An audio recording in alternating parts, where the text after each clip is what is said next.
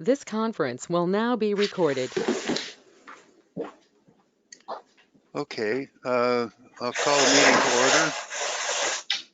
It's 10 a.m. Let's turn off let's mute I'm going to, maybe Ian, you can, Linda's okay now. Sorry, it was just bright. It's all right. Bright, yay. Let's go through introductions. We have some folks that have their videos turned off. Let's go ahead and introduce ourselves. I'm Todd Lundy, and I'll be chairing in the absence of Charles Dice until Charles gets here. I'm Linda Eierman. I'm a committee member, and I'm from Arch Cape. Chris Anderson. I'm also a committee member from Arch Cape. And someone named SMB.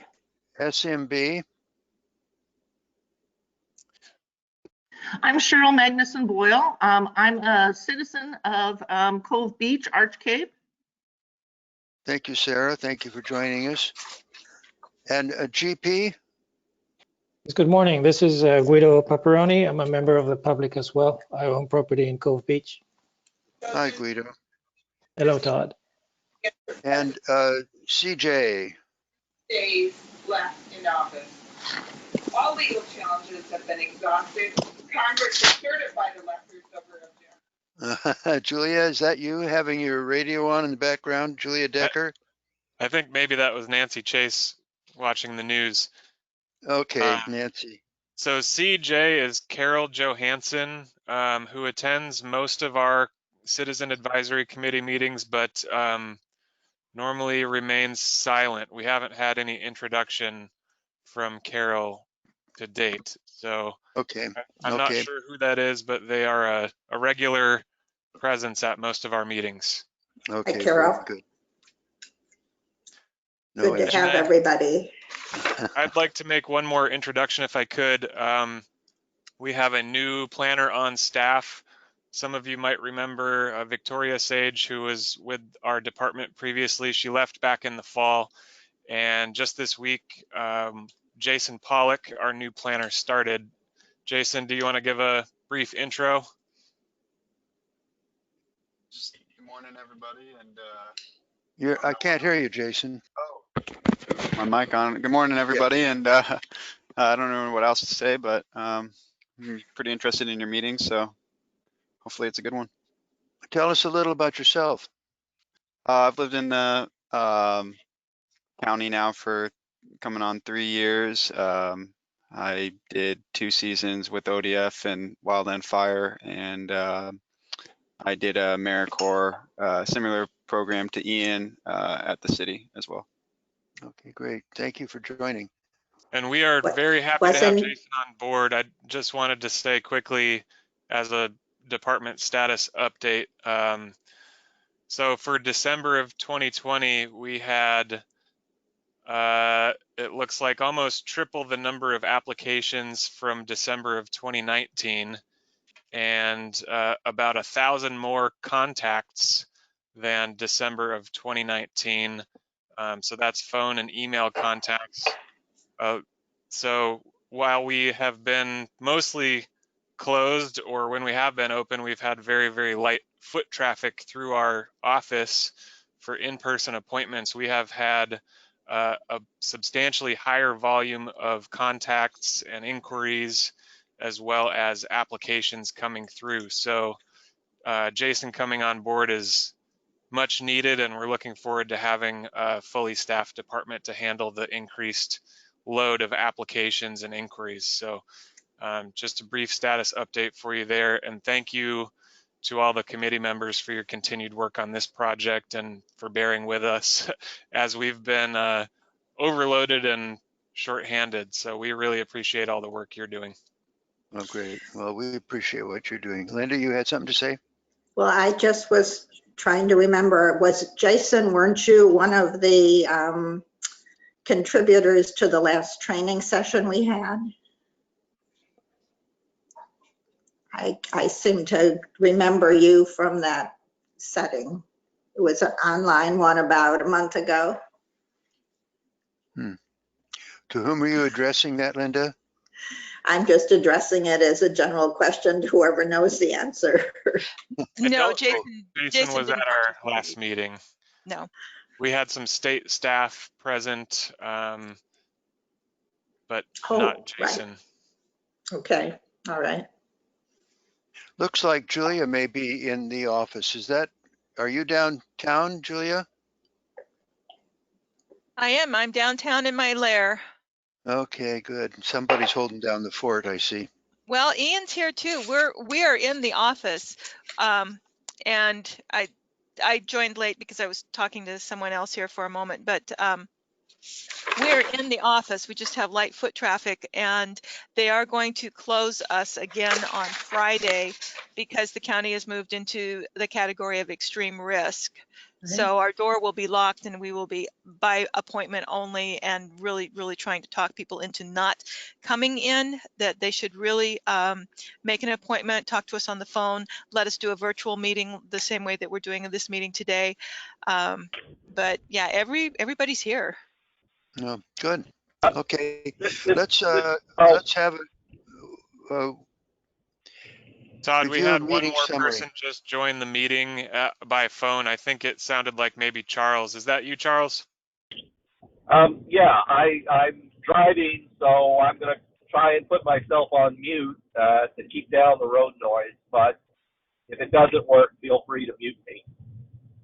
Okay, Charles, when you get to a place where you can take over the chairmanship, that's fine with me. And that won't be for about another 45 minutes, if that. So I appreciate your stepping in. Okay, got it. Okay, let's see. You want to let's review the meeting summary.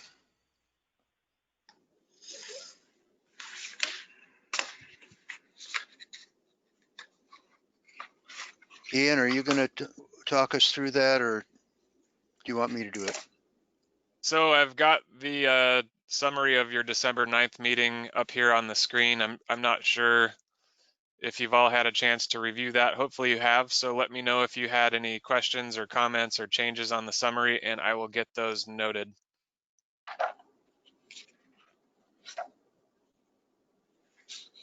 I have none. Does anybody have any changes to the summary that Ian put out? I do not.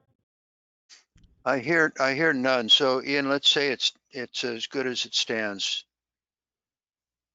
Okay. You go ahead. Do we have any community comments? Let's keep them brief if we could, please. Public comments.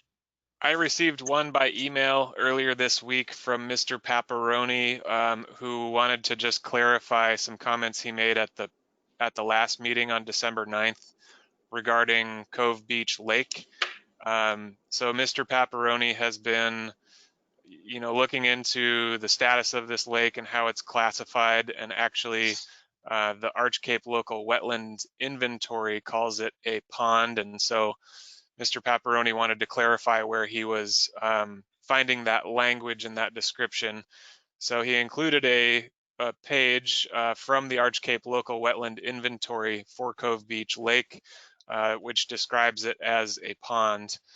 And then also noted that the U.S. Geological Survey map doesn't call the body of water a lake. And so this was all kind of surrounding a question of how activities in the vicinity of Cove Beach Lake should be regulated, whether it's classified as a lake or as a pond. So just to clarify from the county's perspective, we currently don't differentiate between a lake and a pond, and mainly that's because we don't have a definition for the term pond. So one thing we will be working on during the update to Goal 5 is refining and potentially adding to our set of definitions around wetlands and water bodies and streams and rivers and lakes and ponds and those kinds of things. So I will add this email from Mr. Paparoni to the meeting summary for today, as an attachment so that everyone has it and it's entered into the record. Okay, very good. And Can I just say something? The minutes are fine. I think they're accurate, but I'm questioning the verbatim translation of the public's comments. They take up a whole page out of our 3-page minutes, and there's only 2 people. And I don't know that they intended for everything. I mean, we all say things and it all stays in the record, but it doesn't all get in the minutes.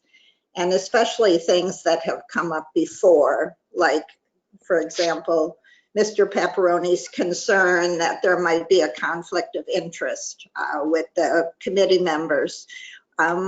Duly noted, you know, but I don't think we need to, this is a long thing for people who, I appreciate they come to the meeting, but I think we could maybe summarize things a little more. Sure, noted. I can keep those more brief in the future. And then I have a question with regard to defining bodies of water, ponds and lakes and so forth. I presume that that means that there would be different requirements stipulated for each, and when would we be reviewing those? That's a possibility that there would be different rules for different types of water bodies or streams. You know, we discussed at the last meeting potentially using the Department of Forestry's stream classifications, which would, you know, establish different riparian buffer requirements depending on the size of the stream and whether it was fish bearing or not. So we are currently working with CREST, the Columbia River Estuary Study Task Force, to evaluate wetlands countywide and to look at our current riparian vegetation regulations.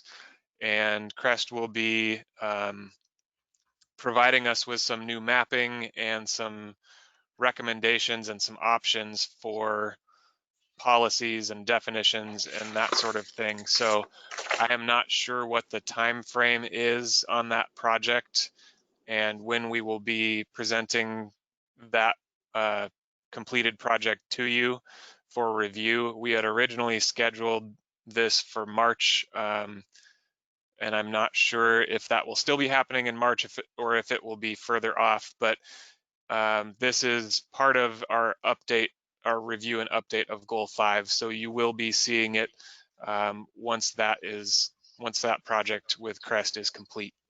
Great, thanks, Ian. Will you return us to the minutes?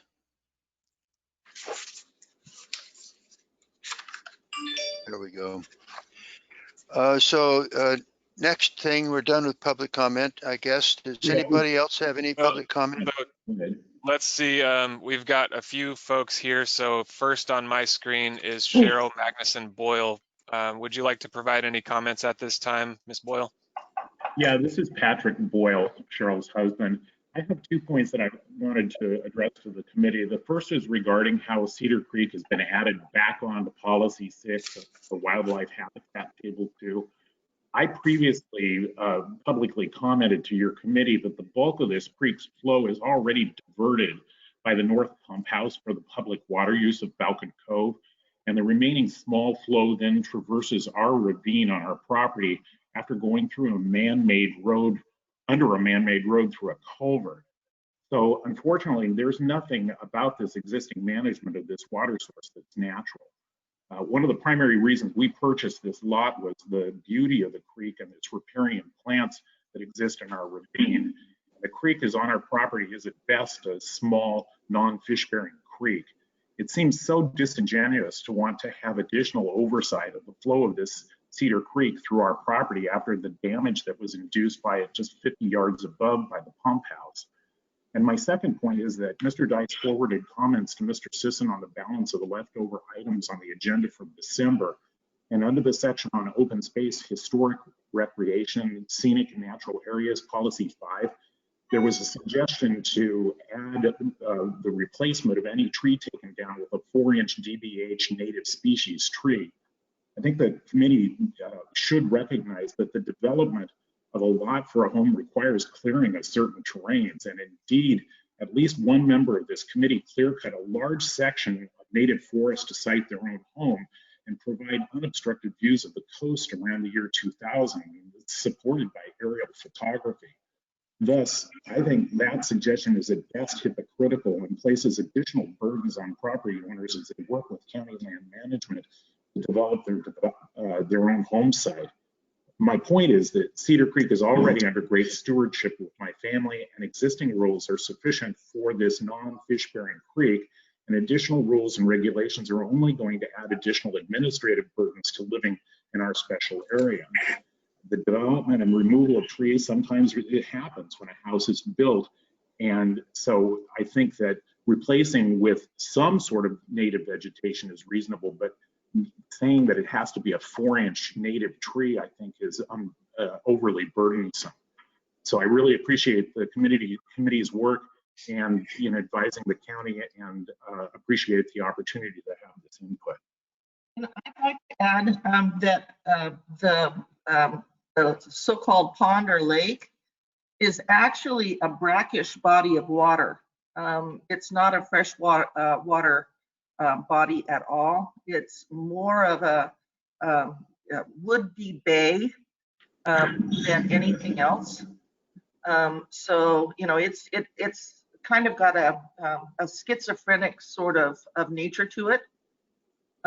It doesn't know what it wants to be. So I think that trying to label it as a pond or lake is something that wouldn't really fit its nature. And I think if you were to test its water status right now, you'd find it's mostly ocean water.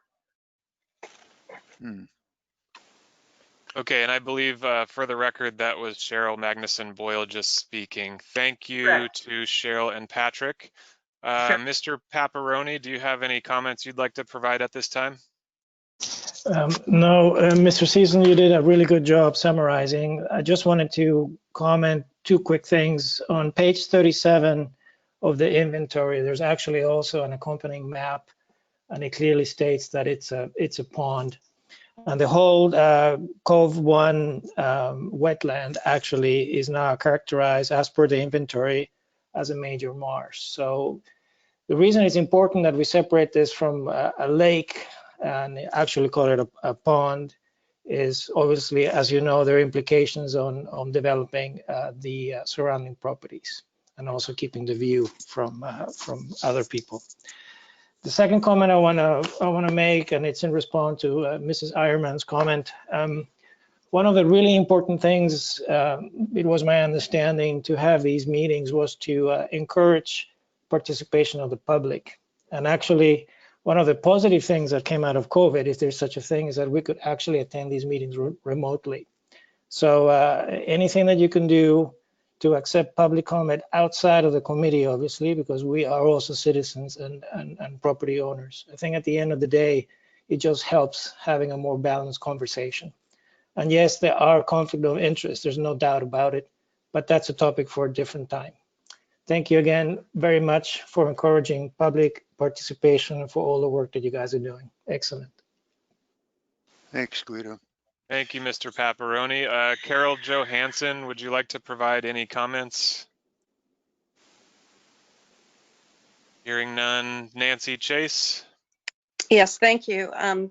First of all, I wanted to just respond to Linda's comments, since they might be under discussion. And I certainly am on board with the goals. It just is the method, I think, of how to accomplish it. And so just regarding a trail, I really think the county needs to look at a trail plan for the east side of that area, Arch Cape. I think as density increases, there's going to be a huge public safety issue with folks trying to cross 101 to get to the beach. And I think looking at that whole area and having a trail plan on how to safely get people to the beach would be wise. And then on the undeveloped land on that side, I think you will end up spending a lot of, attorneys will probably love having a moratorium because a lot of money is going to get spent if that's the direction that's gone. And especially on the platted lots, and I'm assuming there's a lot of different ownerships involved. It's a lot harder to work than those bigger parcels. I would first recommend that the county look at updating the cluster development ordinance so that there are more incentives for going that route.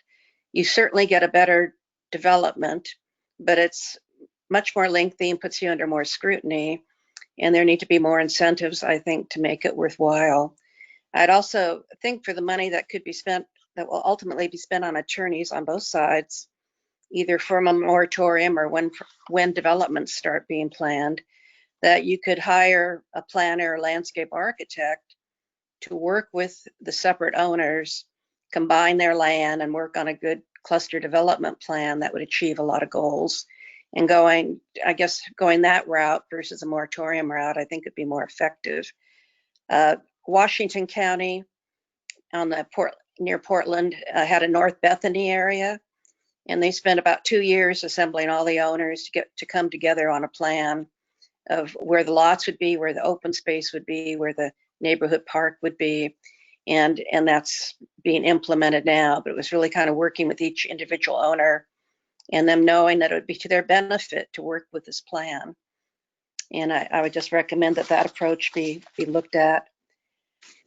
Also, I've worked in open space preservation for 30, 40 years, and I think there are existing groups, Wetland Conservancy, North Coast Land Conservancy, that if they knew maintenance could be undertaken by local residents, would be much more willing to help preserve or acquire or get donations of these freshwater wetlands that exist. Usually for these groups, it's really the ongoing maintenance that's the issue, and they don't want to stretch themselves too thin. The best thing, though, would be to have a good county park system that would look at natural areas as well as neighborhood parks and community parks, and how do you fund a county park system sufficiently so they can get into these details. That's it for me. Thank you. Okay, thank you, Ms. Chase. I'll turn it back to you, Todd. Okay, those are very good recommendations, Nancy. I appreciate all your thought that went into that. I hope that we have it on tape so Ian can get that down in our minutes. So that closes out public comment. Old business, do we have any old business to deal with? We still have to finish our previous uncompleted sections. Ian, can you help me out here? What have we got to do still from the previous meeting that we didn't finish? Sure. So at your last meeting, I don't believe we made it all the way through Table 2, which contained existing Southwest Coastal Community Plan policies related to scenic resources. So I've got that here on the screen. What we had discussed at the end of the previous meeting was having you all send to go through that table on your own and then send me any recommendations that you had to fill in the rest of that table so we could quickly go through it today during old business. I did receive one set of comments from Charles. I didn't receive any others. So if there are any other comments to add to that table that you'd like to discuss today, I have the table up on my screen so I can add those in. And then I've also got the comments that Charles provided here. I think I dropped the ball on that. I do have comments that I had prepared prior to that meeting and would like to have those put in. Can we, let's see, can we put it off and deal with that after we've all had a chance to put in our comments? Linda, do you have comments from those? No, not specifically. I just had notes as we went along what to talk about. I don't know how you want to do it. let's go. I'd like to get it wrapped up though. How much do we have there, Ian? I just see a short section of it. Can you give us a scope of the Yeah, whole? one moment. Let me go back to it here. So it looks like we got through the first two, and then we have 1, 2, 3, 4, 5, 6, 7, 8 or so left in that table. Let's just go through them. You can Okay. include Charles's comments as we go. And just a reminder that we do have quite a bit on the agenda for the topic of scheduled for today, which is open space, natural areas, and wilderness areas. You know, I would probably favor, I didn't actually follow your rule either and go back and look at these after the last meeting, but I certainly can. So maybe we could at least reverse them and see if we have time today to do the old business. Okay, I'd go along with that. Yeah, also just a general comment. You know, so many of these Goal 5 groupings, they overlap.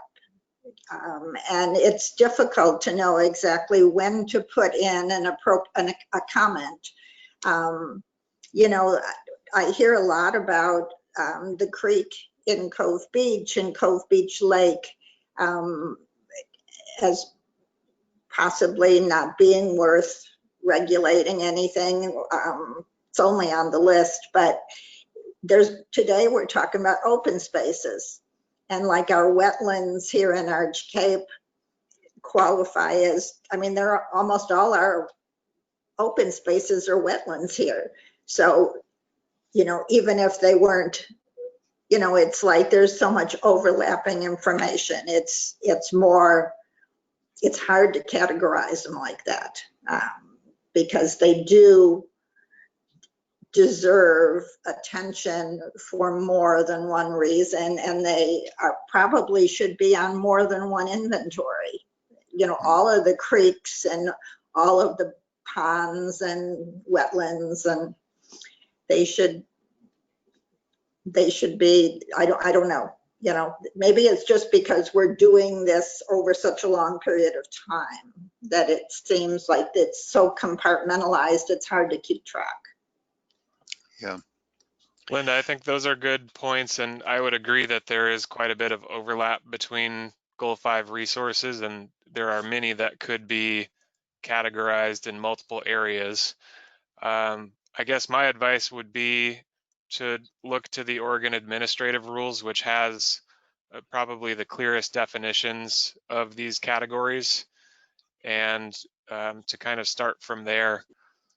So for example, in today's topics, we have open space, natural areas, and wilderness areas, and the definitions of what each of those are clearly defined in the OARs. Okay. Those in favor of picking up Linda's suggestion that we table the work that we did not finish and send in our comments to Ian and then get on with today's work, let me know. Signify by putting up a hand. In favor of tabling?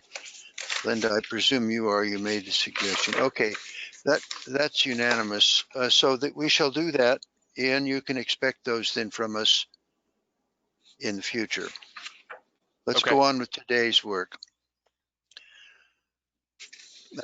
Today is Goal 5, wilderness areas, natural areas, and open spaces. And what we should do probably is just move down to the worksheet and just go straight through the worksheet. Would you agree, Ian? That's fine with me. So Julia and I put together a memo on this topic. If you have any questions about what was written in the memo, I'm happy to help answer those questions. If there are no questions, then I would agree. Let's move right on to the policy review starting with table 1. Are there any questions, Chris? Chris is gone. Okay, let's move on. Chris, do you have any questions about the notes that Nope. Ian and Julia wrote? All No, right. Well, then, Ian, bring us on down to the worksheets. Okay, so I've got table 1 here, existing Clatsop County Comprehensive Plan policies for wilderness and natural areas and open spaces. So you have, I believe, seen all of these before in a previous discussion. So we have 4 policies related to natural areas and 1 policy related to wilderness areas. There were no specific open space policies adopted via the comprehensive plan. I think that just glancing through, I didn't have a chance to review yours, Nancy, or pardon me, Linda, but and Chris, do you have any changes you'd like to see in what the staff proposed for these first 3? no, other than just looking at the notes that were submitted. But I don't have any comments on those. Okay. And Linda, do you? No, not on table 1. Table 1, yeah, those 3. I think Charles had a note on item policy number 3 in that first group. Let's see what he said about that. Do you have his notes there, Ian? Yes, you should see those now on the screen. So for table 1, policy 3, which is a natural areas policy, it looks like Charles asked, should we take into account some degree of planning for strategically located radio or cell towers for the future? Not at this level, Yeah, I would say not. unless we're going to say none in the Southwest Coastal region, not in my backyard. And so if you're not familiar, we do have a pretty extensive and specific set of standards adopted in our zoning ordinance for communication facilities. How are they located? I mean, we have some on Onion Peak, but there aren't any others, are there, that we in the county? There are cell towers and communication towers throughout the county. I don't know all the specific locations off the top of my head. So this policy in the comprehensive plan was in reference to a quarter-acre site on Onion Peak, which was under a natural comprehensive plan designation. And so the policy said that that site should be reserved for a potential radio transmission facility. And so there are some staff comments and a recommendation here. The staff comments provide some background on this area and the ownership, and then the sort of future plans for this area with the North Coast Land Conservancy. And the recommendation from staff is to delete this policy. So we would be left with the current siting standards we have adopted in the zoning ordinance. That sounds good to me. How about you, Linda? Chris, what do you think? It's fine. I accept the staff's recommendation. Same. Yeah. Okay, so that gets us through the first 4 policies. The next one is the wilderness area policy, number 1. There's 1 policy there. Let's take a look at that one.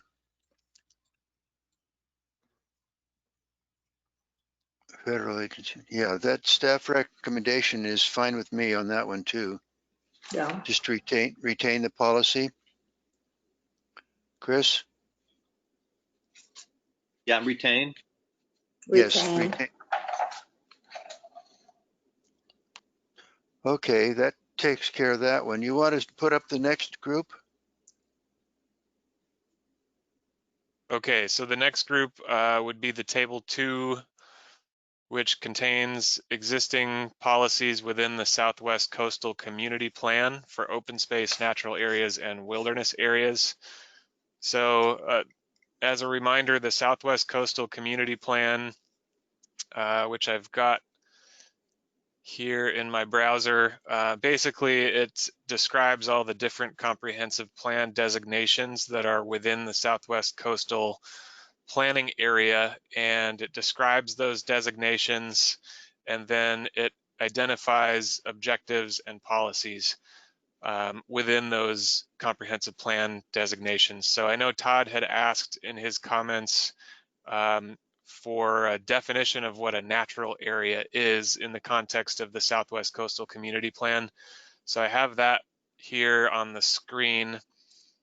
So as defined in this community plan, it says natural areas are those which have not been significantly altered by man and which in their natural state perform resource support functions, including those functions vital to estuarine or riparian ecosystems.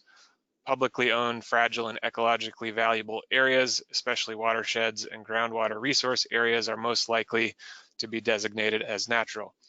Natural areas identified by the Oregon Natural Heritage Program, which, as a side note, Julia, I believe, described in the background memo, as well as fish and wildlife areas and habitats identified by the Oregon Wildlife Commission, should be considered for natural designation. And so there was one objective and one policy under this category. My question also had to do with distinction between natural areas, which seem to have quite a bit of language in the rules here about preserving it or identifying new ones, and aesthetic or areas of natural beauty, which is there anything like that? We have. So this is where I would recommend, again, referring back to the Oregon administrative rules.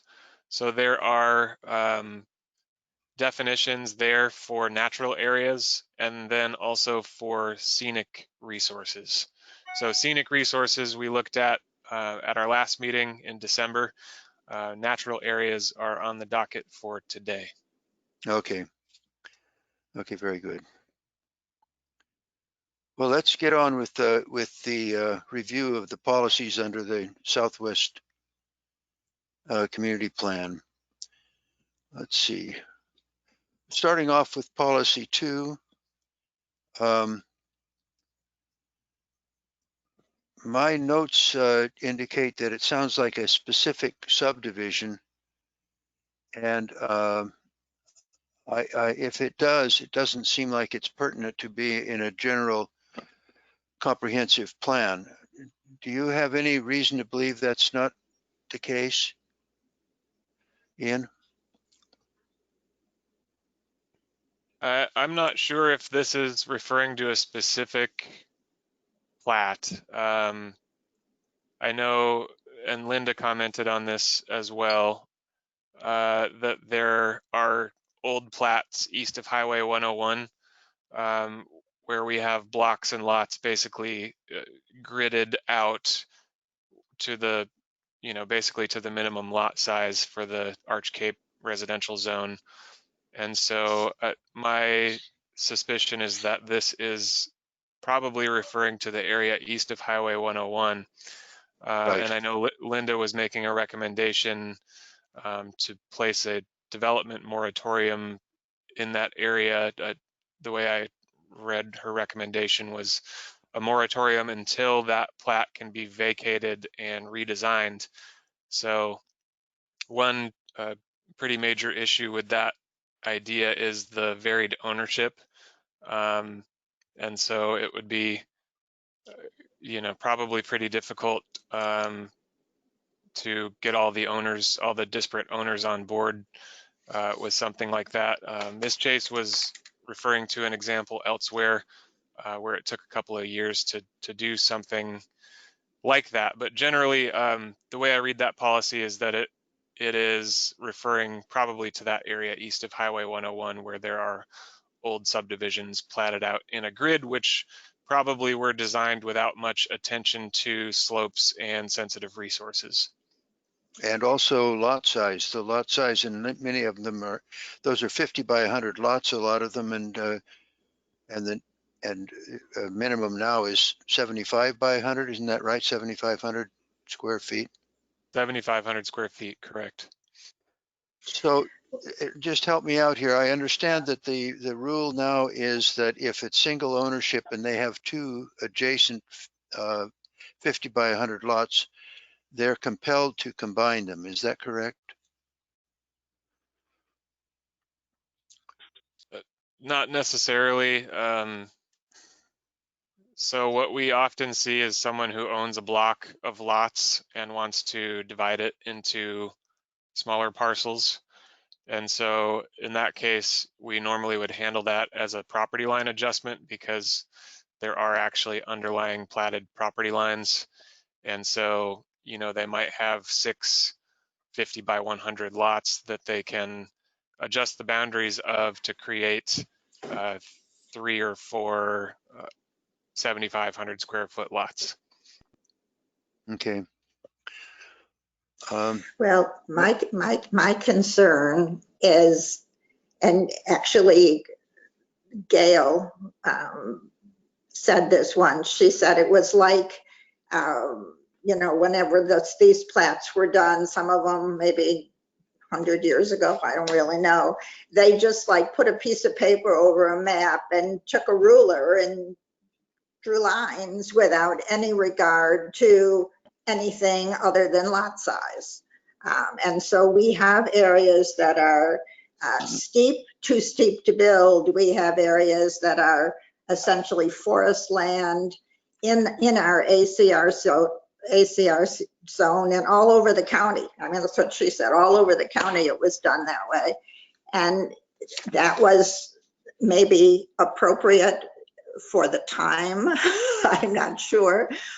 But today it isn't compatible with the vision of planning that takes into account the fact that humans aren't the only one that use the planet. You know, we have to account for other living things as well. And also we have to account for our planet continuing in existence. So there has to be a new vision beyond just waiting till people come with their, because they can develop 50 by 100 lots if it's grandfathered in. So there are people who still own their lots. And so people are, you know, Arch Cape is kind of a mess because it has been developed very ad hoc. And it's something is going to need to be done. I am not, you know, well enough versed to know how that vision could be developed. But I have to believe it can be done, and I'm excited to hear that Washington County has been working on something similar. And I'm going to be excited to learn more about what they've done.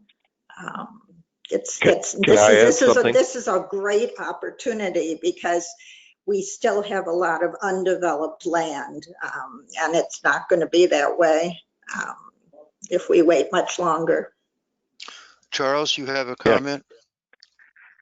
Yeah, I was just going to, you know, heartily second Linda's comments and also make the comment that there are other portions of the Southwest Planning Area, like Cove Beach, where it also was the original subdivision was created in 1927. And like Linda said, it was somebody just sat down and ruled a grid that was 50 by 100. And for our area where there is no central septic system, everybody has their own septic system. Most of the 50 by 100 foot lots cannot support a septic system just with that one lot. So there is a need for people to combine lots. I think there's a 20,000 square foot minimum lot size, if I recall correctly. So I'm just seconding what Linda's comment is and expanding it beyond Arch Cape to, I think, the entire Southwest coastal area, that we need to really plan carefully for future needs, both for septic systems, for drainage issues, for wildlife and vegetation, all of the things that Linda mentioned. Thanks. Thanks, Charles. Ian, you suggest, the staff suggests we retain the policy. Would you want to retain it as written? I mean, you said yourself that it would be very difficult to manage. So I think, Todd, this actually is similar to the comments that you provided earlier this morning, that rather than requiring those areas to be replatted, that it be encouraged. And so I think that's basically the policy we currently have, is to encourage replatting these old subdivisions in order to preserve the steep slopes and other sensitive areas. So the staff recommendation is to retain the policy. And if you have anything that you'd like to change or add to that policy, I will add it here on the table. No, reviewing it for me, it looks okay. How about you guys, you two? Chris, Linda? Well, I guess my issue is with the word encouraged, because I do feel leaving it up to landowners and developers is really not, I mean, often it works great. I mean, people are very interested in having a nice property for themselves, but they often are not as interested in the community of land in which they live if it involves restrictions on their own property. So somehow I feel the comprehensive plan should at least be aspirational in terms of its desire to preserve steep slopes and other sensitive areas. It should be more than just, oh, pretty please. Do you have other terms you'd rather use? Well, I submitted a proposal. Let's see Linda's proposal. I mean, basically that there be a vacating of the plat and a task force formed in order to come up with a master plan for, it can be for the Southwest coastal region. I was pretty much focusing my attention on Arch Cape on the east side of the highway, but there's no reason to restrict it like that. Yeah, how would you, if I could, yeah, go ahead, Charles. If I could just, so yeah, I'd agree with Linda in this case. I mean, I'd like to see the word require in there rather than encourage.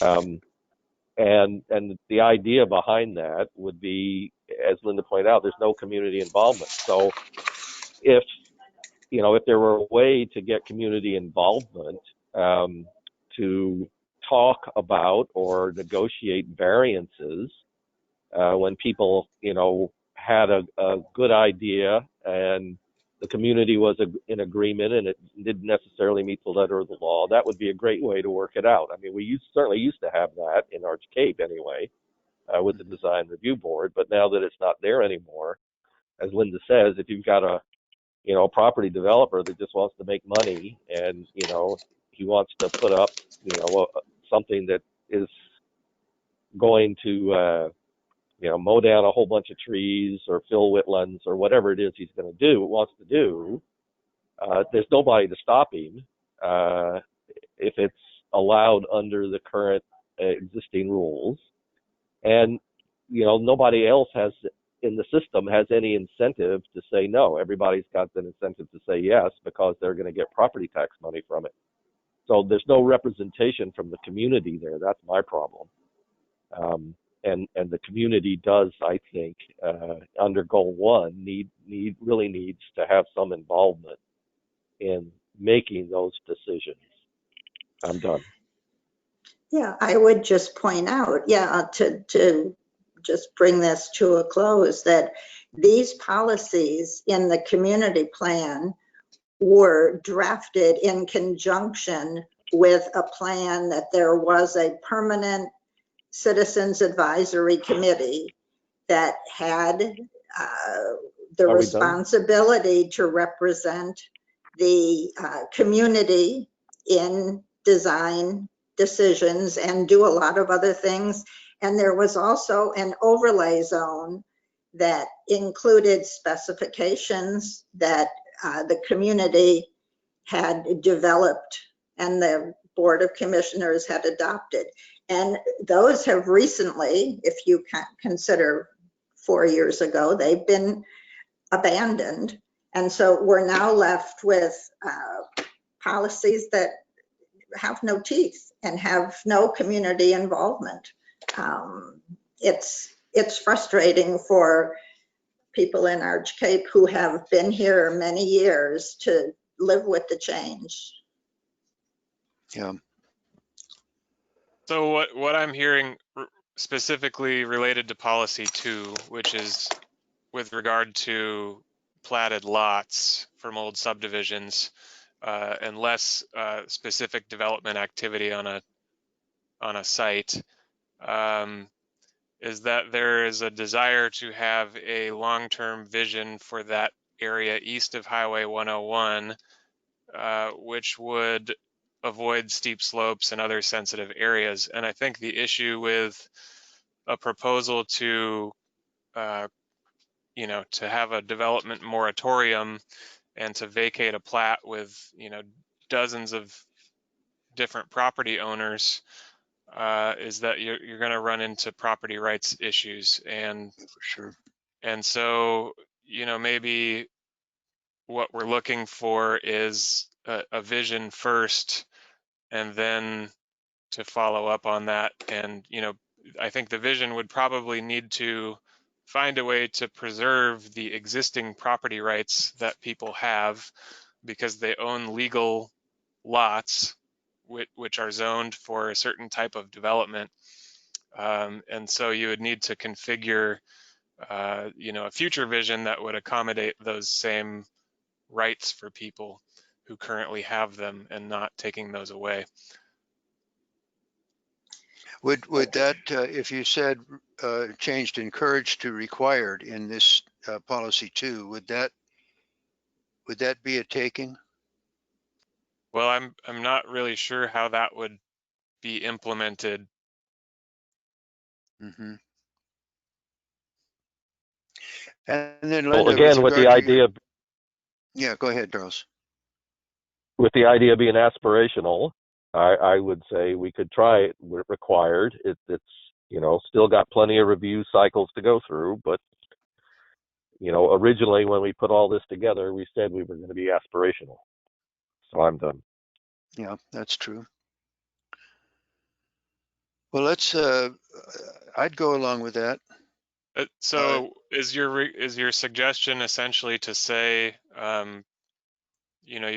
the Southwest Coastal Committee would like to adopt Linda's recommendation for a development moratorium and a replat of that area? I see so many troubles with that. I couldn't support it. I think that we might have to just stick with this statement. And Linda's suggestion about trails could go under new policies. That's a good idea. I just want to make sure that I understand that's different. What changing encouraged to required would mean in terms of implementing that policy. I didn't get that. Ian, what was your comment there? I'm just looking for clarification from the group on what it would look like to implement this policy if you were to change the word encouraged to required.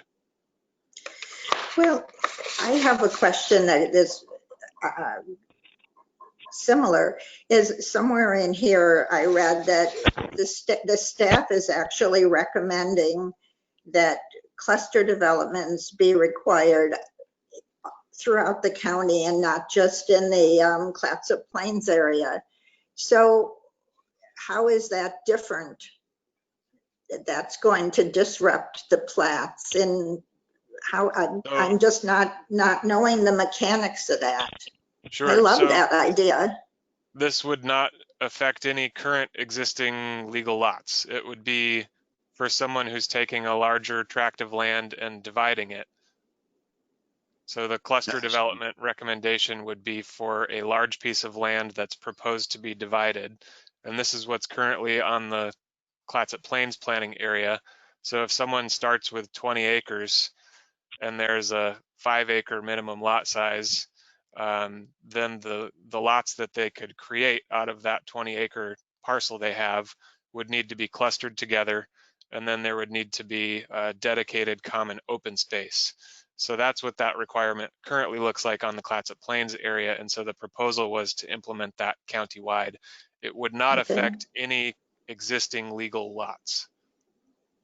And what if we substituted, we put entered after the word subdivisions, we said held in single ownership would be required in order to encourage. So we just put after the word subdivision, we put held in single ownership and then change encourage to required.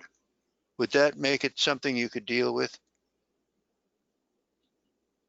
I can put that recommendation down. I don't know off the top of my head how that would work legally or not. Well, and whether or not there are any such things. I don't know that there's any subdivision that's held in a single name. It seems well, like I'd like to have something that applies to everybody.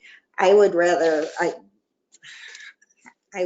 leave this one maybe as it is and write up a policy that maybe we could all think about what we'd like for the vision.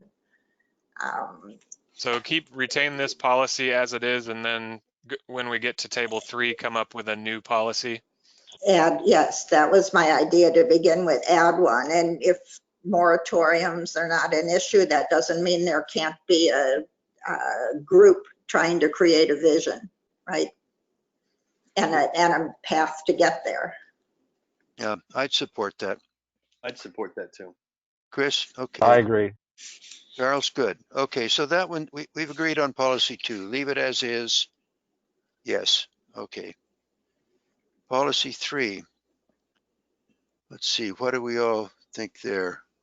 I think both Charles and I go along with it. I didn't have a chance to look at your feelings, Linda.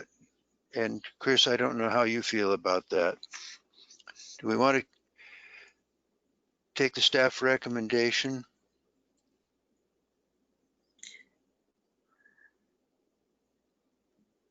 I couldn't figure out on this one if it was intended to exclude, like, for example, single family development of a single lot.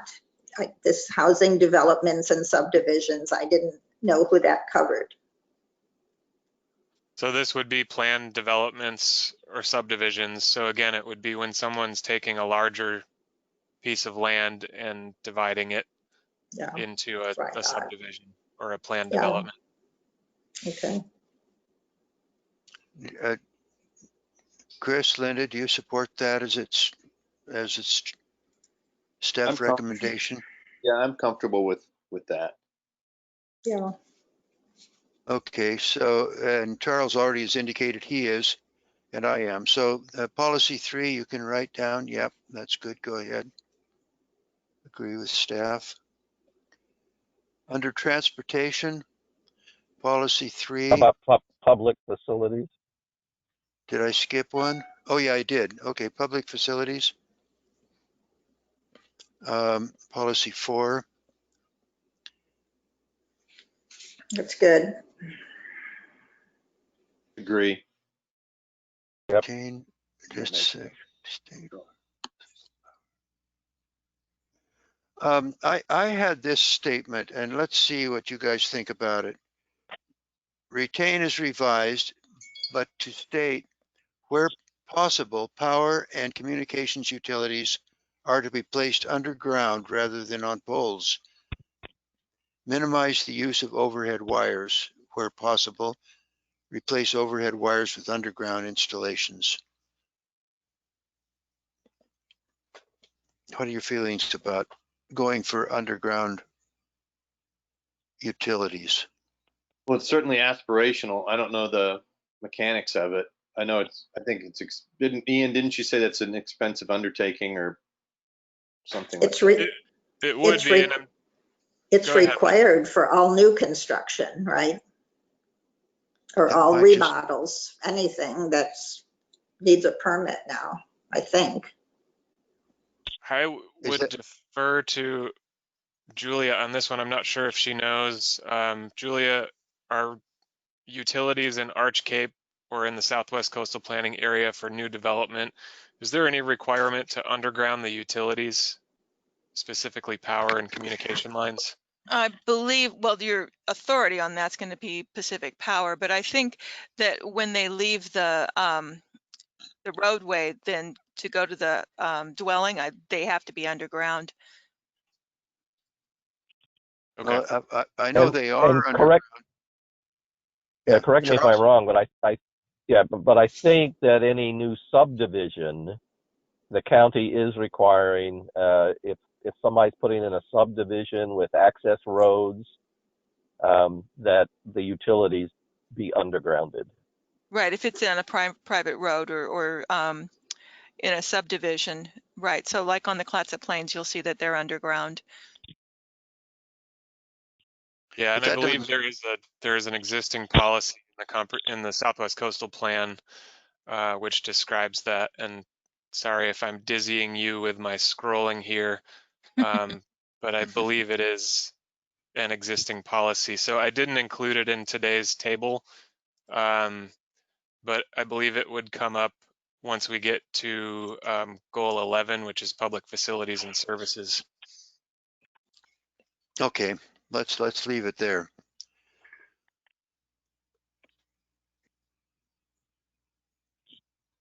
So retain policy 3 under transportation. Do we all agree? Agree. There's Agreed. no harm to put in the CAC comments that we hope that all utilities will be moved underground. That's a goal. Agree with that too. I would say all new installations would be required to be underground. Yeah.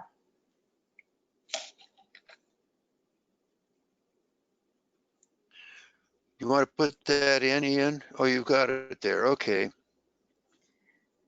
Well, as revised to specify that all new installations be required to be underground. But it's not just all new, because if you remodel as a condition of development, they're making you put your utilities underground in Arch Cape. So I don't want to leave those out. All Okay. new and Remodel installations. okay. Okay, as revised, I certainly agree with it. Yep, agreed. Charles, that was you. Okay, Linda Yes. and Chris. Agree. Okay, we've got that one. Let's go on down then to transportation. No, that was utilities. Yeah, right. Put it up one. There we go. Okay.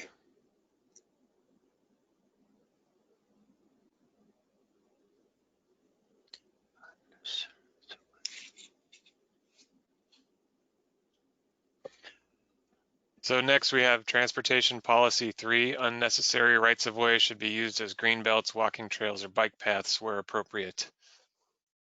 That doesn't apply to us so much, but it does apply to the county, and it certainly is a good policy, in my view. There's lots of undeveloped, unnecessary possibly, rights of way on the east side in the southwest coastal region. Yeah. And as well as in Cove Beach. So, you know, I think this, you know, I'd want to make sure we specifically say, including any potential street vacations, because if it's a platted public street, then that public street is in the public domain, and you know, it may have a useful public function, even if it is not been leveled and graded and asphalted. It still may have a really useful public function as a trail or a path or a walkway or whatever. So I'd want to make sure we included that. So Charles, would you say that street vacations would no longer go to the adjacent owners? No, I think again it's back to this issue of community involvement. You know, I don't think the decision to vacate a street should just be left up to, you know, the property owners, who essentially are going to, you know, financially and usefully benefit from a vacation of a public, what is a public asset, to the detriment perhaps of the community. I don't think that's fair, and so I would like to see community involvement. So I believe, in any, sorry to cut you off, Charles. Ian, go ahead. I believe there is currently a public hearing required for a street vacation at the Board of Commissioners. Okay. Julia's nodding her head. Yes. Mm-hmm. So there's already a public process involved. Okay, but then we still, in our comprehensive plan, need to state that that a condition of street vacation is that it not be of any value for green belts, walking trails, bike paths, or other similar uses, similar public uses.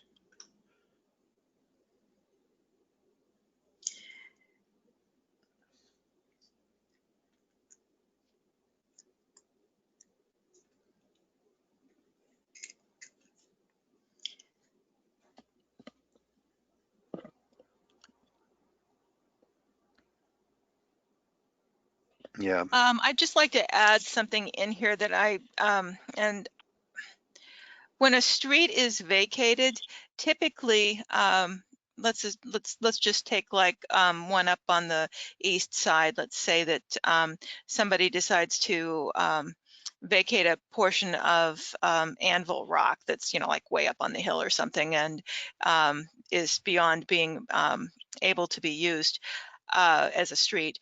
So Julia, we can't hear you.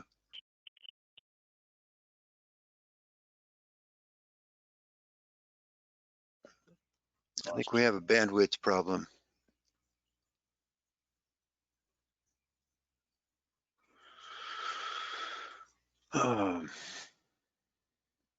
Ian, are you still in the loop?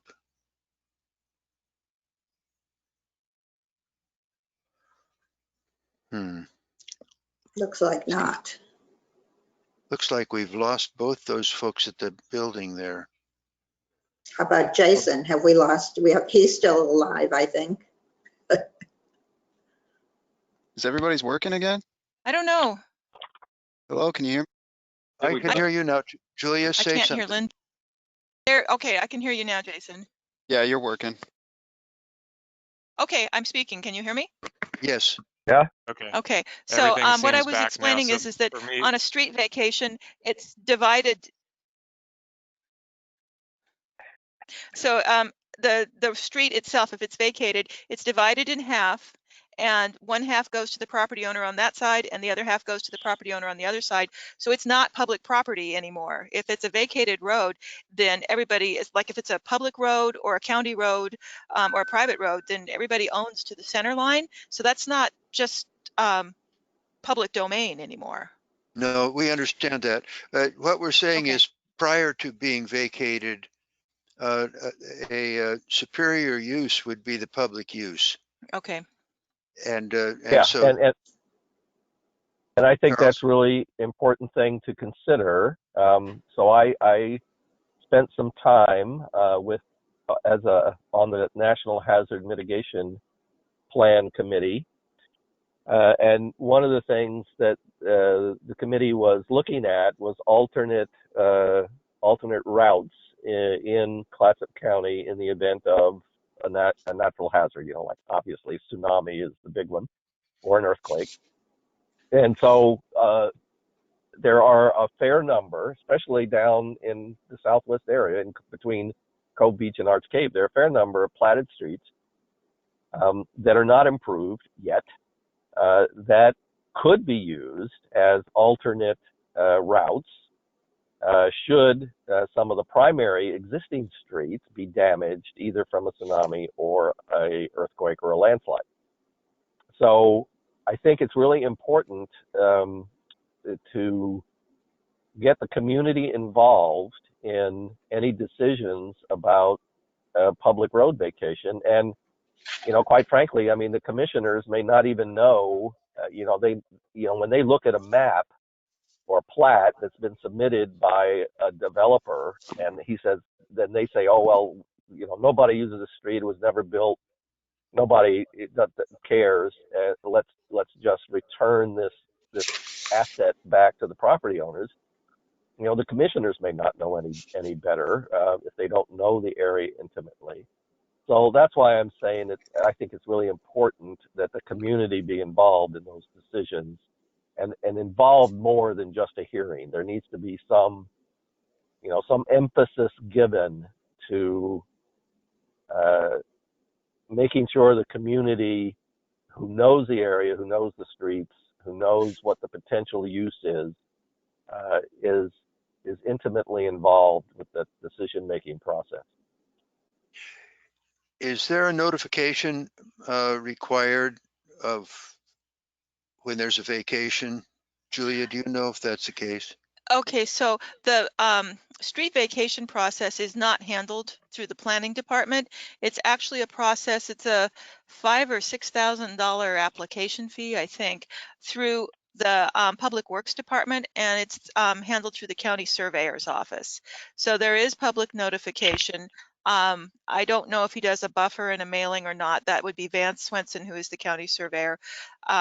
But there is a public hearing, and they do take public comment.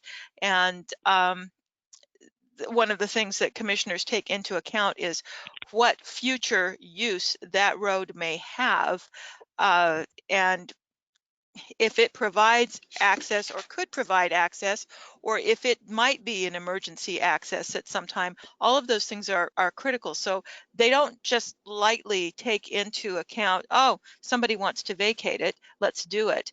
The county surveyor reviews everything. They look for sign off from planning. They typically ask the planning department for input, and but it's also that I'm not sure what his process for notifying the public is, but I know that he has one. But again, it's actually not handled through our department. So what I've put down here on table 3 is Okay. as an issue that the group has identified, is that the street vacation process does not involve sufficient public involvement. And the proposed solution would be to improve public involvement during the vacation process to consider alternative public uses other than vehicular circulation, for example, emergency evacuation routes, green belts, trails, etc. Good. Yeah, I'm good with that. Linda has. I have Well, that's all right. I don't object to that, but I have some additional language. And for, where should this be going? for 3. I don't know, you want it now or do you want to deal with that piece? Are you talking about, we're talking about item 3, policy 3? Wait, where am I'm I? talking about this same one. I just came up with this: street vacations shall be discouraged as public right-of-ways have multiple benefits and public uses beyond road construction. I'd agree with that. I think we need something stronger than just public involvement. I don't mind that, of course. That's very strong, though, Linda. You're saying that a vacation should not be allowed? Is that what you're saying? Shall be discouraged. Oh, discouraged. Okay. And what do you As mean public by right-of-ways. discouraged? What would be the mechanism to discourage a street vacation? That there's policy choices and you can encourage something or you can discourage something. So, you can have a policy. I don't want to say there's a policy against it, but I don't ever see any, okay, my lot here has a street vacated. So I am speaking as someone who benefited, not in my time when I owned it long ago, but these public right-of-ways, for example, I proposed a new policy to create a safety walkway so people in Arch Cape are not walking along Highway 101, for example, to get to the new community center. We needed a trail on the east side of the highway so people can get there safely. You have to use public right-of-ways to do that, and there are Network plenty of connection them. issues. Is yours? So I think that street vacations are not generally not desirable to give away public land. They might happen occasionally, so I don't want to say prohibited, but I think they should be discouraged because there are so many other potential uses for that right of way.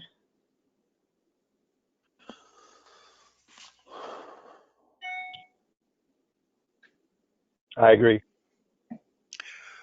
Okay, Ian, we're kind of leaving you with a hard thing to manage, it seems, as a planner. But the idea is clear. It's an aspirational idea. Can we leave it like that? Aren't we looking at not how you guys do things now in 2021, but how we want to see them in 2040? Isn't that the whole point of what we're doing? Yes. I think so. Yeah. I mean, we should be aspirational, and we for sure should be aspirational because, again, this thing is going to go through a review with the Planning Commission. It's going to go through DLCD's review. It's going to go through a review with the Board of Commissioners. So, if we don't start out with, a really good, solid goal in sight and one that we really believe in, there's not a snowball's chance in hell we'll get there. Yeah. Chris, what do you think about this rewritten street vacation policy? I like it generally. It's just that first part about discourage, and I think discouraging is, that's not overly strong, right? No, it's not prohibited. Still some wiggle room there. Yeah. Well, Ian is. How about this? How about on a phone call? How about this? Street vacations shall be allowed only when there is facts and evidence to establish that there is no potential public benefit or use to the right of way. No public benefit or use. Yeah, that would certainly be a step in the right direction. Yeah, any of these would be all right with me. They require management. I think we might have lost Ian and Julia. I'm back now. We're having some connection issues here. I'm not sure if anyone else is experiencing the same thing, but I lost audio and video from you all for a few minutes. We've had obviously lots of rain and wind, and then a landslide not too far from the office last night. So that may be contributing. Is Jason in the office also? It appears that, Jason, are you still alive over there? No, apparently not. Okay, Yeah, looks like his is frozen. yeah, he's frozen. So Ian, Linda had some change to that. I think that actually, in order to move ahead, I think that your change, Linda, pretty much said the same thing as vacations should be discouraged, da da da da da. No, Would I you? said street vacations shall be allowed only when there are facts and evidence to establish that the public right-of-way no longer has any further public benefit or public use. And to Ian, me, that sounds very reasonable. Yeah, it does to me too. Ian, did you get that? I think we lost Ian again. I don't even, yeah. We can just, I'll email him that. Okay. And And do you hopefully want to it's in the continue the recording in any meeting event. without them? I don't know that we can. Yeah, I don't Ian? either. Julia? Ian's messaging that he's going to dial in. Oh, okay. Thank you. I think I mean, to a certain extent, the recording should pick all this up. So, I mean, I think if we forge ahead, I'm I not mean, sure the committee is, I'm not sure Well, I'm not except sure for the recording will work if the host is not connected. right, and he has to manage the screen for us. Can you guys hear me? yes. Okay. Yes, so,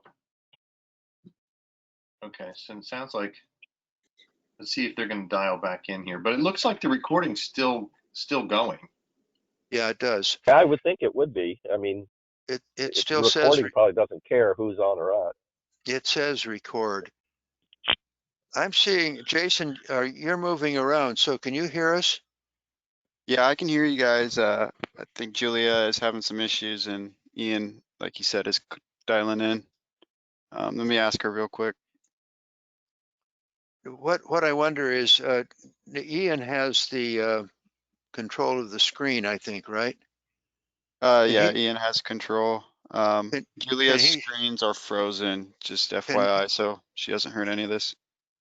for us to continue, we need to have access to the screen share function so that you can put up policies and type in suggestions. If we Okay. don't have that, I suggest we adjourn and reconvene at another time. Okay. Let me relay to Ian if he hasn't already heard us. Maybe Ian can come join you in your station so we could talk with him. Oh, definitely. Okay, 1 minute. Give me a sec here. Okay. Okay, I'm sending Ian the language. Did we agree on that language? Shall be allowed only when Yes. there are facts Yeah. and evidence. Well, I'll Works send it for me.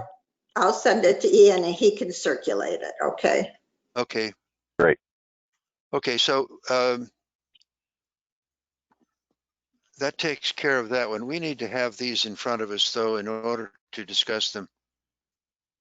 Well, I have my paper copy in front of me, so I mean, maybe everybody else does as well. I don't know. No, I didn't print it. I have it on the computer that I'm looking at, so I don't have access to it.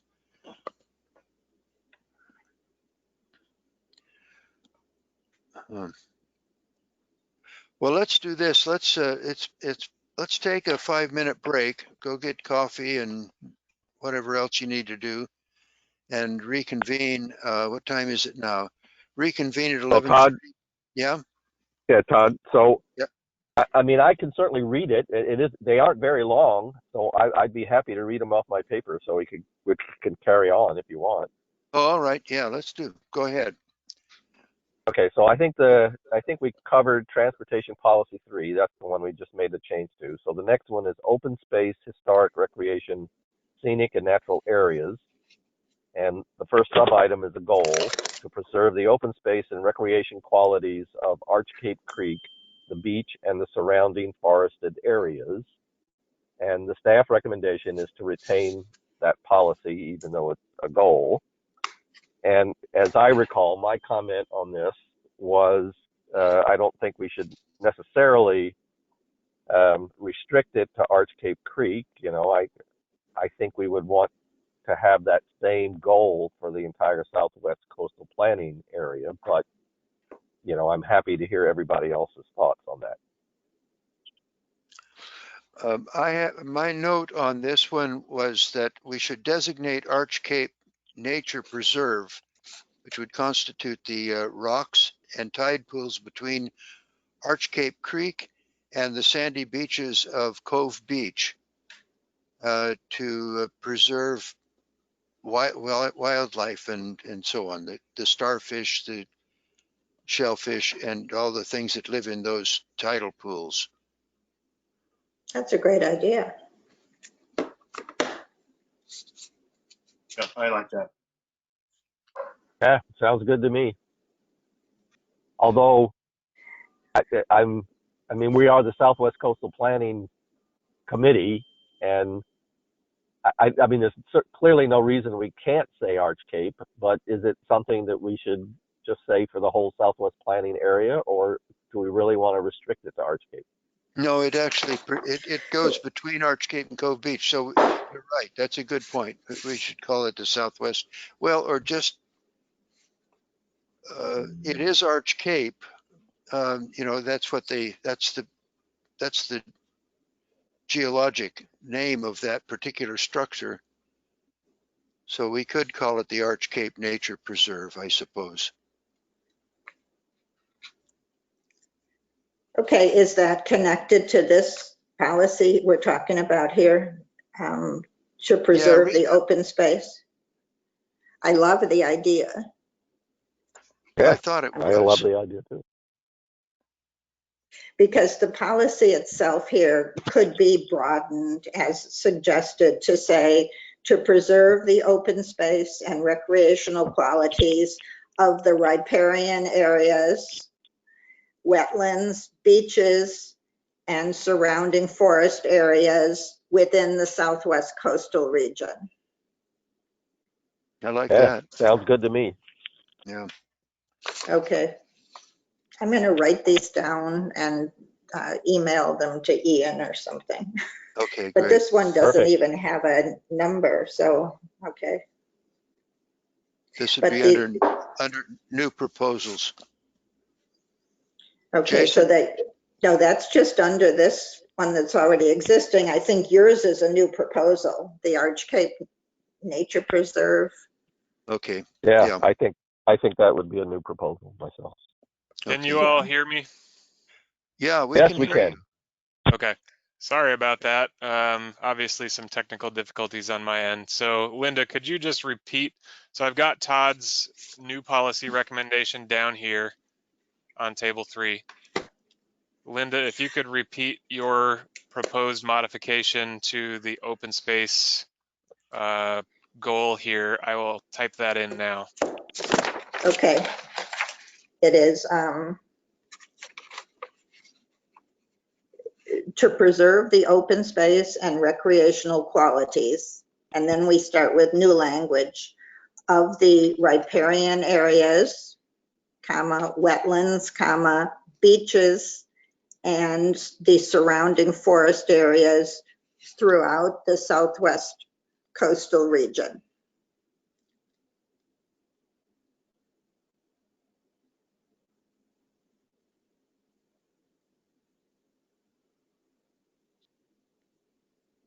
Would you strike the other language? Well, the other language, we're just trying to broaden it beyond Arch Cape Creek, the beach, and the surrounding forests. I haven't taken anything out except for Arch Cape Creek. I've just Okay. been.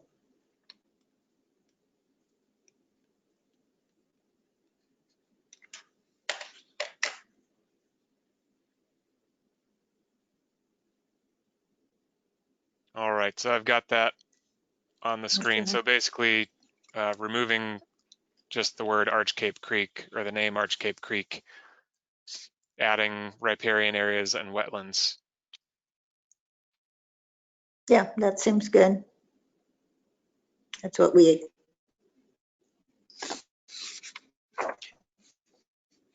Ian, do you have control of the screen share? I do. Can you see on the screen the edit that I just made to this goal? I can't. I can. Chris has given me a thumbs up. So Todd, Huh. I'm not sure what's happening on your screen. Oh, I see. I had it scrolled down too far. I've got it. I've got it. Okay. Would you like to move on to policy 2? Yes.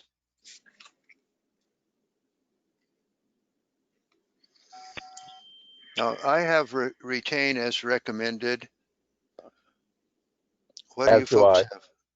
Okay. Linda, Agree. Chris? Yeah. Okay. Good, it's good. And that. You okay? We're approving the staff recommendation, saying it should be required, right? I Yes. would Yeah. say that. Okay, let's move on to the next one. Rural service area. Number policy 4, the zoning and subdivision ordinances, that one. Yeah, so I did make a comment. I don't know why we've restricted this to Arch Cape, although I guess I do know why, because Arch Cape used to have its own design review board. So under that scenario, it kind of made sense. I'm just suggesting maybe we want to say the low density residential character of the Southwest planning area, because, really it is a low density residential area for the entire Southwest planning area. Yeah. Yes, that seems good. Yeah, I agree. I'd like to second the staff's recommendation here that we need more standards, though, because they were removed when the overlay district was repealed. So we need a lot of things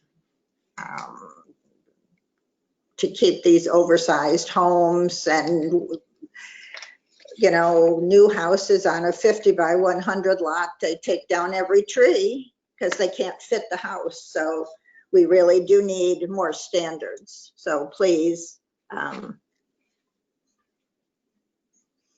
let's come up with some, not right this minute, but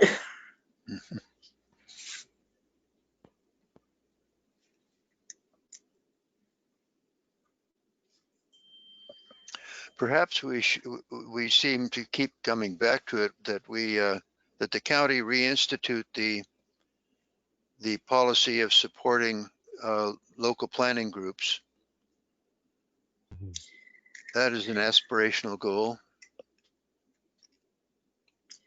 I'm certainly hoping that there will be a permanent standing committee for each one of the regions when we're done here. It seems so necessary.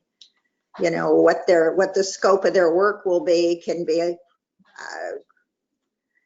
a subject for discussion, but we surely need a standing committee. Mm-hmm. Yeah, I certainly agree. That, As do I. I think we made that clear, though, back with Goal 1. Goal one, yeah. Yeah, that's, I hope we did. I hope we did. Well, we did, but you know, when they put out the draft of the new goal one, there wasn't any provision for creating them. There were references to having one, but there wasn't any provision for creating them. So I did put in some comments asking that that be made clear. So I remember that. we're waiting for a new draft. Right. Yeah, exactly. Okay, Ian has typed in,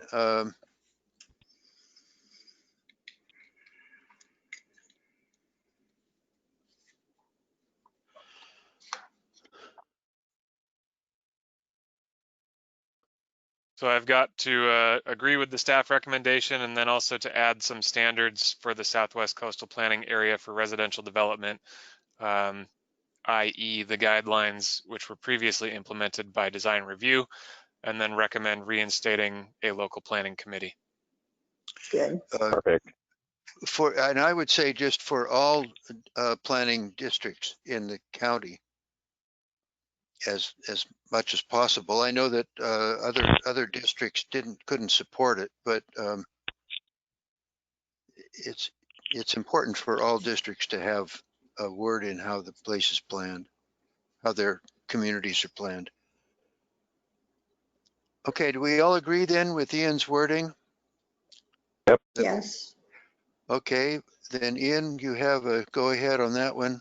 Let's move on down to conservation and other resources.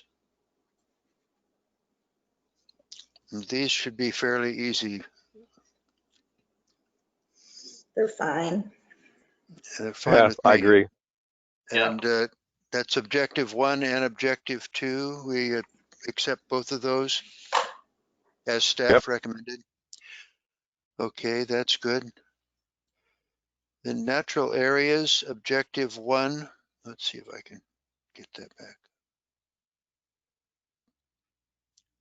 Yeah, I was looking for, like, are there any examples, Ian? I don't know exactly how to get my arms around it because it seems a bit nebulous, but if you could give us an example, that'd be great. So as far as I know, the only designated natural areas in the Southwest Coastal Planning Area are the islands, Gull Rock, Castle Rock, Lion Rock, Jockey Cap, Unnamed Rock, and the Needles. How about other planning areas, just so I have some kind of an example of what these things are? Off the top of my head, excuse me, off the top of my head, I don't know what the other examples are. I think we have it in the packet here. Yes. Okay, so in the packet is the current Goal 5 resource inventory. So we have a category called ecologically and scientifically significant natural areas, and there is a list of about a dozen items there throughout the county. So Oswald West State Park, Bradley State Park, Saddle Mountain, Clutchie Creek, Sugarloaf Mountain, Onion Peak, David Douglas County Park, Elsie County Park, Walker Creek Old Growth Forest, and Bradwood Cliffs. I do think that Todd's idea that the headland and rocks and beach and tide pools surrounding the Arch Cape headland should be on that list. Yeah, that would be a good place. We calling it the nature preserve is a great name for it. I don't know how we officially get a designation, whether it's local, state, federal, I don't really know, but it's totally needed. So I absolutely agree with putting that in there. I'll just make the observation that there is a group working on doing exactly what you just said, and that's the I think it's the marine. Margaret's not on the call, is she? No, she's not. Okay, so Margaret, it's one of the groups Margaret's involved with, Okay. and they are putting together a proposal to the appropriate folks for exactly what Todd just described for two areas, one at the north of Arch Cape and one just to the south of Arch Cape to do essentially what you just said. So there are people working on this, but I think and to me that just leads or lends credence to us putting it in as an aspirational goal, as Todd has already stated it. Right. So for some context on that, I believe that is part of the ongoing update the state is doing to the Oregon Territorial Sea Plan. And so they're looking at potential projects to implement and, expanding marine reserve areas. So generally, those are all regulated under Goal 19, which is ocean resources, and that is administered by the state. The county really has little to zero role in administering Goal 19, but we can certainly have language to support the state in those efforts. I've also got here up on the screen the definition of natural areas from the Oregon Administrative Rules, which clarifies natural areas are listed in the Oregon State Register of Natural Heritage Resources. Okay. So I think So your all those recommendation, Todd, would basically need to be a petition to the state. Okay. Well, let's But put we it could in. include it in the plan, right? I mean, the mechanics of it may be something different, but I see value in having it in our comprehensive plan.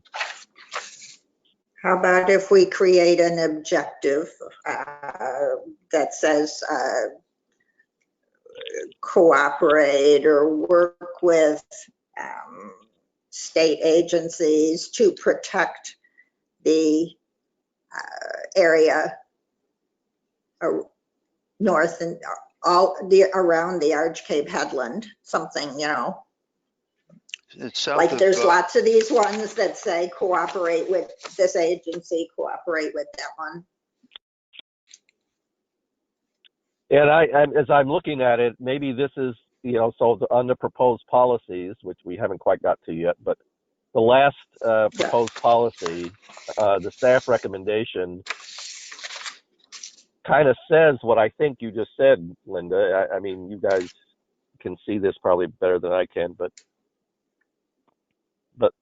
I mean, it seems to capture that idea. Yeah, but we want to be specific where we want to be. Okay, great. Yeah. The other thing that's not on the inventory, I don't think, is the headland at Hug Point, is it?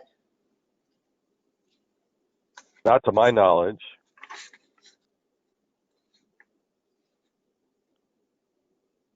Which headland was that, Linda? The headland Hug at Point is Hug Point. Yeah. Hug Point, yeah. Hug Point itself is probably listed because of that road. I think I remember seeing it on the inventory list. Some other inventory, maybe, not this one. So I don't know. Yeah, right. Yeah, Some other everyone, one. Ian I had guess we'll to have bail to look out at the again with register. audio issues. So he is going to try to log back in again. So 1 second, he just messaged that. Oh, we lost Ian. Okay.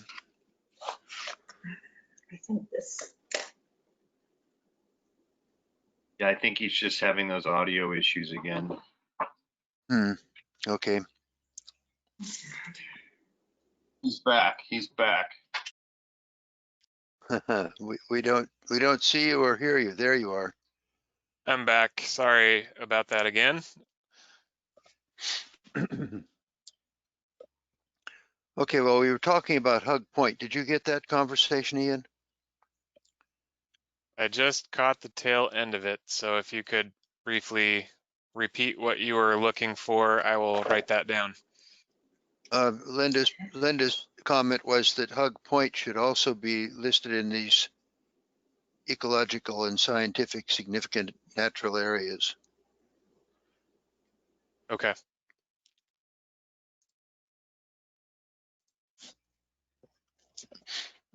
Well, I think we need to go back now and go through the staff recommended proposed policies. Get back on track here a little bit. Okay. So, Ian, if you'd want to put those up, the staff recommended policies. I think we've approved everything up to that point, haven't we? Yep. So the last two I've got here on the table 2 are Objective 1 and Policy 1 for natural areas in the Southwest Coastal Community Plan. In both of those, we approved the staff recommendation. Okay, thank you.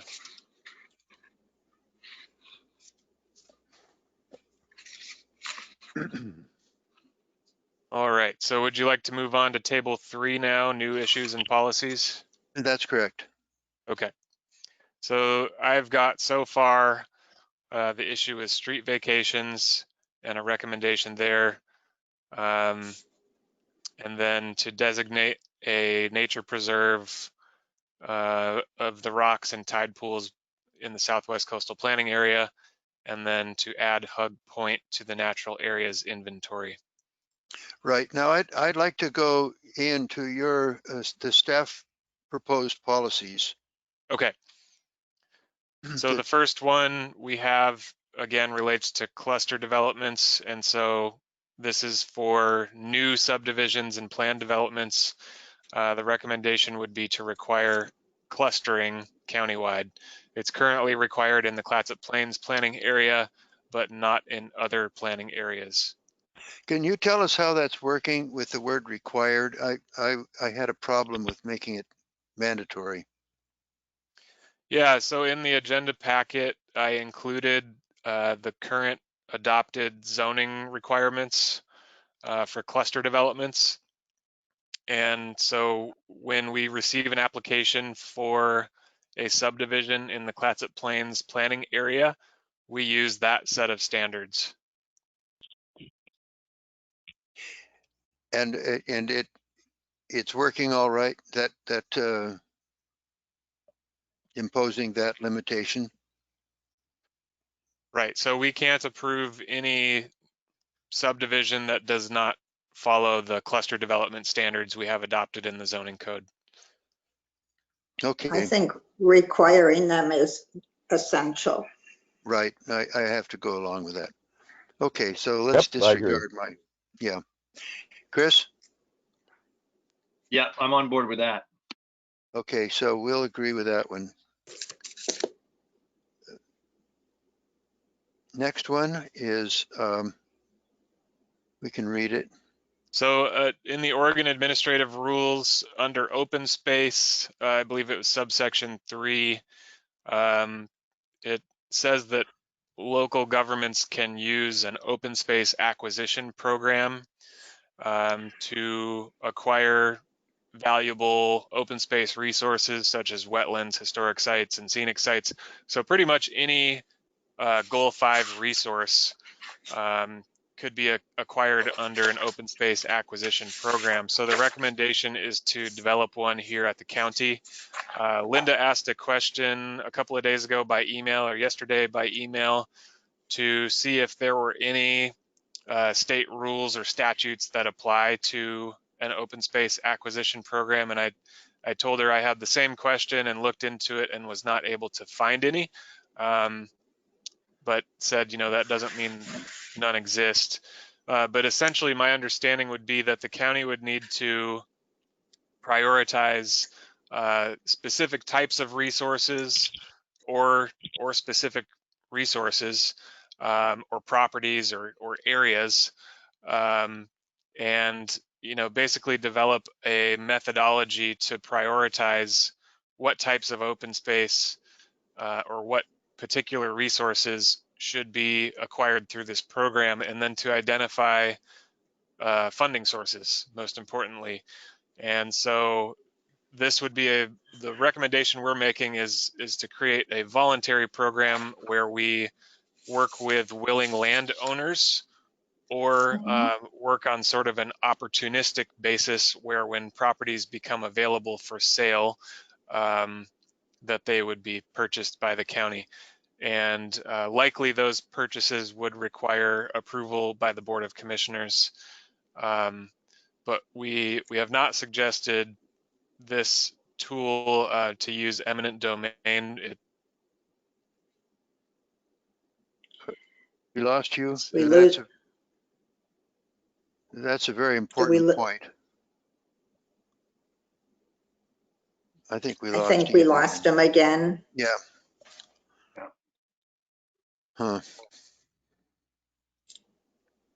Well, just to those of us that are still online, if something's important enough to be designated and pursued, it seems to me that eminent domain offers the county a good standing in which to negotiate a purchase of a piece of property. And I would not want to take it off the table. What do you guys feel about that? Yeah, I think for me anyway, it's more like what the county can control and what it can't. I think, at least the way I interpret it is that the county is leaning towards creating this program that Ian referenced that exists apparently in other places in the state for acquisition of these open space areas. And the county can, obviously can control that in some form or fashion. I think eminent domain is something that probably gets outside of their ability to control, and that's probably why, at least my interpretation, that's why he's leaving it out. But in general, I certainly agree with this objective. I'd just like to see us add the concept of incorporating certain incentives to entice the developers to go along with this acquisition program, such as tax incentives or providing zoning variances on something else the developer's trying to do, or offering some kind of a land swap. Again, these are things that the county could control and does have under its ability to control if they wanted to. Well, I'm seeing this slightly differently, Charles. I think that I hear you using the word developer, and I'm also seeing it as, say, forest land that has timber company ownership, that they don't have any intent to develop, but could own some sites that are of value aesthetically or maybe naturally. Guys, I think this is a really important land acquisition program. If they would create one, it would be so wonderful. We're trying to do that at the community club. So it would be wonderful to be able to partner with the county. I don't like doing this without the county present, though. I think we should end the meeting because this is an important subject, and I don't want to not have them be part of this. I agree. Do we have a is that a motion? I would say, Julia, I'm on the telephone. Technical difficulties. Go ahead, Julia. Hi, this is Julia. I'm on the telephone. I don't have the ability apparently to establish an internet connection, so I've joined you via telephone. And I don't know if Ian is online. I can't see the screen. I have no idea where you guys are right at the moment. Well, we are, those of us not in the city building are able to communicate, and Linda has just made a motion that we adjourn and reconvene at a time when you guys have your equipment. And I seconded. I think that Chris, did we lose Charles? It appears that we lost Charles. Julia, we're at the point where we're talking about their proposed new policies. So this is pretty important to all of us. So we thought maybe we could defer that discussion till we have. Is Ian on the line? Ian, I don't think so. His signal that he's not online, he's not responding. I'm really sorry, guys. Yeah, I mean, I can't see where you are. I'm not in the same place where you are. And so, yeah, staff is challenged It's this okay. morning. Okay. Chris, do you approve the motion, Linda's motion to adjourn? I do. Okay. Well, then, just let it be known that the meeting is adjourned. It's now 11:55. We're almost at time to have lunch anyway. So we will reconvene. Ian will, and Julia, you can hear us. Will you please send out some kind of options for us to reconvene and meet again? Yes.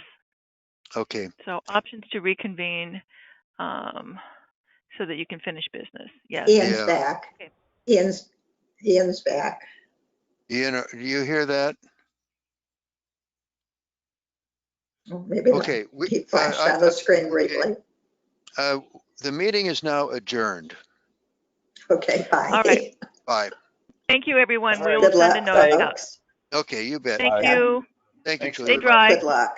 Thank you, everybody. Bye-bye. Bye-bye.